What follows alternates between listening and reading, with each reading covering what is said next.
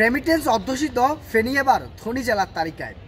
আগস্টের ভয়াবহ বন্যার ধকল কাটিয়ে এমন সুসংবাদ ফেনীর অর্থনীতিতে উল্লেখযোগ্য অবদান রাখবে বলে মনে করছেন অনেকেই।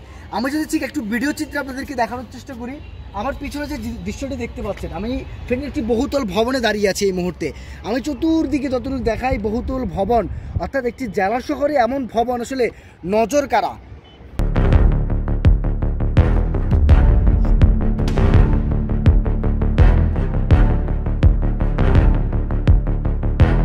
ঢাকা চট্টগ্রামের নাবিখ্যাত ফেনী, যেখানে 18 লক্ষ মানুষের ছোট্ট জনপদ, আয়তনের দিক থেকেও মাত্র 928 কিলোমিটার জেলা ফেনী। এখানকার 10% মানুষ প্রবাসী নির্ভর।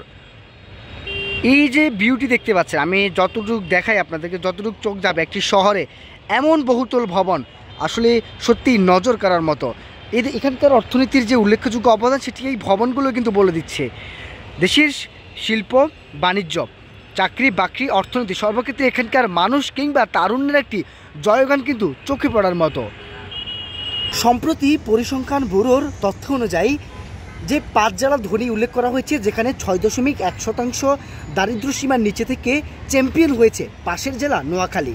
দ্বিতীয় অবস্থানে রয়েছে 8.6% ঢাকা, 9.8 মেহেরপুর, 10.2 খুলনা এবং 10.5% দারিদ্র্য সীমার নিচে 928 বর্গ কিলোমিটারের আমাদের এই ফেনী।